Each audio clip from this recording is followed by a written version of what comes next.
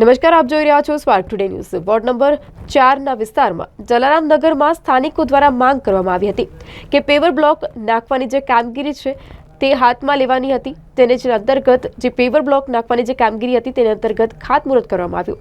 તો સાથે સ્થાનિકો દ્વારા માંગ હતી કે જે ડ્રેનેજ લાઈનો છે તેનું પણ સમસ્યા હતી। હવે આ સમસ્યાને લઈને પણ તેની કામગીરી જે છે તે શરૂ કરવામાં આવી હતી। ભારતીય જનતા પાર્ટીના મહામંત્રી રાકેશભાઈ સેવક અને વોર્ડ નંબર 4ના કાઉન્સિલર રાખીબેન શાહ સાથે જ વિનોદભાઈ ભરવાડ આ ખાતમુહૂર્તનો જે કાર્યક્રમ હતો આ પ્રસંગે આ તમામ જે લોકો છે, તમામ જે મહાનુભાવો છે તેઓ ઉપસ્થિત રહ્યા હતા।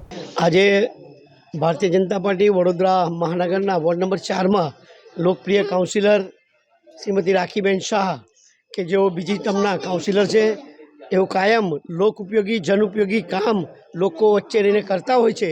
આજે જલારામ નગર પાસે 125થી વધારે મકાનો આવેલા છે।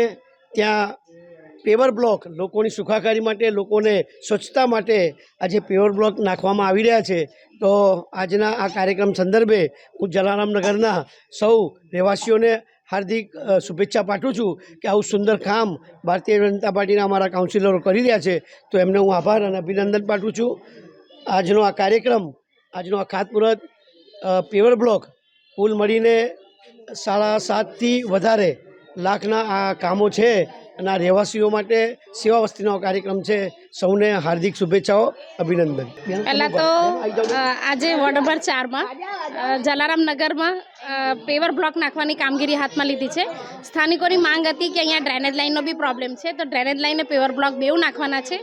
આશરે 123 જેટલા મકાનો છે, 400થી 500 લોકો રહે છે અને વરસાદમાં બી એમને પાણી ના ભરાઈ જાય એ હિસાબે જ અહીંયા પેવર બ્લોક વ્યવસ્થિત લેવલ કરીને નાખવામાં આવશે, જેથી એમને આગળ તકલીફ ના પડે। અને ખૂબ ખૂબ અભિનંદન આપું છું બધાને કે સરસ કામગીરી થઈ જાય।